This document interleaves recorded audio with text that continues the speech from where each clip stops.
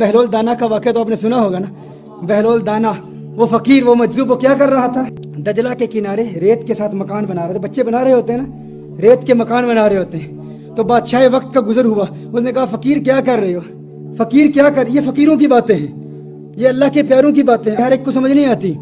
یہ نہ سیاستدانوں کو سمجھ آتی ہے, نہ سو کولڈ انلائٹنڈ مسلمز کو سمجھ آتی ہے.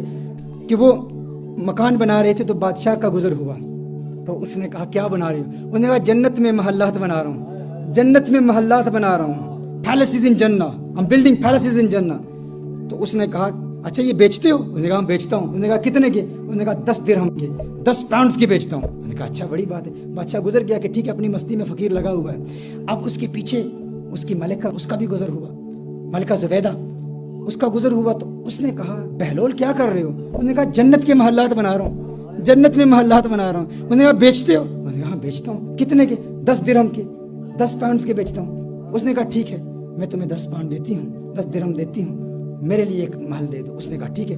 اس نے وہ 10 درہم لیے اور دجلہ میں پھینک دیے. فقیر ایسے ہی ہوتے ہیں اللہ والے, ان کو پیسے سے کوئی تعلق تو نہیں ہوتا. یہ تو ایک بہانہ ہی ہے, کسی کو ٹیسٹ کرنا, اس کا امتحان لینا.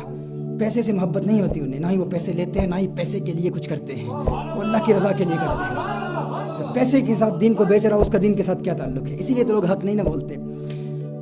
پر بادشاہ گھر گیا, محل میں گیا, تو رات کو سو گیا تو خواب دیکھتا ہے. لوگ جنت میں جا رہے ہیں, دیکھتے ہیں جنت میں ایک محل بنا ہوا ہے, بڑا ہی خوبصورت محل ہے. اس محل کے اوپر نام لکھا ہوا ہے زبیدہ, اس کی بیوی کا نام لکھا ہوا ہے. جاتا ہے فوراً, دربان روک لیتا ہے. اس نے کہا کہاں جا رہے ہو؟ اس نے کہا میری بیوی ملکہ ہے, اس کا محل ہے. اس نے کہا نہیں, وہ دنیا کے معاملات اور ہیں. دنیا میں بیوی کے گھر میں مرد خامن جا سکتا ہے, وہ کہہ سکتا ہے کہ تیرا نہیں ہے میرا ہے, جو میرا ہے وہ تیرا ہے. آخرت کے سودے مختلف ہیں, آخرت میں جانے کی اجازت نہیں ہے. یہ اسی کو ملتا ہے جو اس کی قیمت ادا کرتا ہے. آنکھ کھلتی ہے, جاگتا ہے, بیوی سے کہتا ہے تو نے کوئی ایسی نیکی کی ہے, کوئی عمل کیا ہے؟ میں نے تیرے لیے بڑے خوبصورت خواب دیکھی ہے, تجھے بڑے بلند مقام پر دیکھا. اس نے کہا میری تو ایسی کوئی نیکی نہیں ہے, معمولات کے مطابق جو نیکیاں ہیں وہی ہیں, اور کوئی نیکی نہیں. ہاں ایک بات یاد ہے کہ کل دجلہ کے کنارے وہ بہلول نہیں ہے مجذوب فقیر, وہ جسے لوگ پاگل دیوانہ کہتے ہیں, وہ بیٹھا ہوا محلات بنا رہا تھا.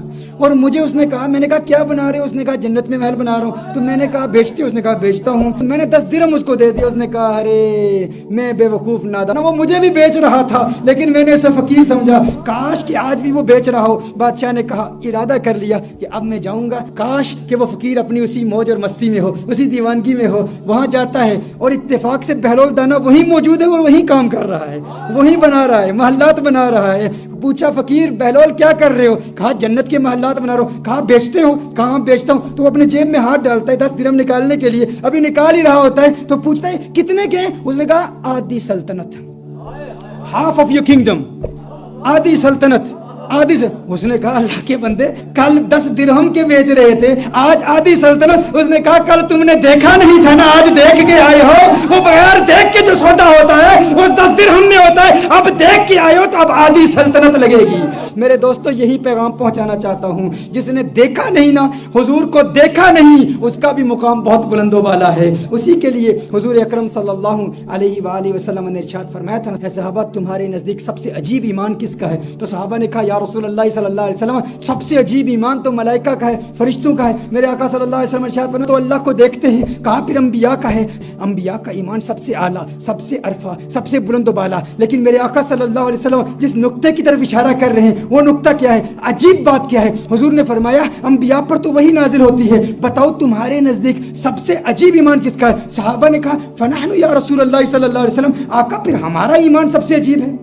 حضور نے ارشاد فرمایا تم تو میرے چہرہ والضحا کو دیکھتے ہو, تم تو مجھے دیکھتے ہو. کہا پھر یا رسول اللہ صلی اللہ علیہ وسلم آپ خود ارشاد فرما دیں. اب آقا کی حدیث کا مفہوم اپنی زبان میں پیش کر رہا ہوں. میرے آقا نے ارشاد فرمایا ہے میرے صحابہ ملائکہ کا ایمان بہت بلند, انبیاء کا ایمان بہت عرفہ بہت اعلیٰ, صحابہ کا ایمان بہت عرفہ بہت اعلیٰ, لیکن مجھ محمد کے نزدیک سب سے یونیک ایمان, سب سے عجیب ایمان میرے ان عاشقوں کا ہے جو کبھی مجھے دیکھیں گے بھی نہیں اور 1400 سال بعد آ کر میری ایک جھلک دیکھنے کے لیے اپنی جان مال اولاد قربان کرنے کے لیے تیار ہو جائیں گے.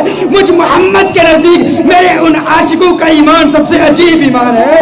یہ وہ سوتے ہیں جو بغیر دیکھے گئے تم نے دیکھا بھی نہیں اور ان کے لیے جان قربان کرنے کے لیے تیار ہو. تمہارے لیے میرے آقا نے ارشاد فرمایا توبہ لمن رآنی وآمن بی، ارے مبارک ہو ان کو جنہوں نے مجھے دیکھا اور مجھ پر ایمان لائے. اور توبہ 7 مرات، اور 7 مبارک ہو میرے ان عاشقوں کو کہ جنہوں نے مجھے دیکھا بھی نہیں اور میرے دیوانے ہو گئے.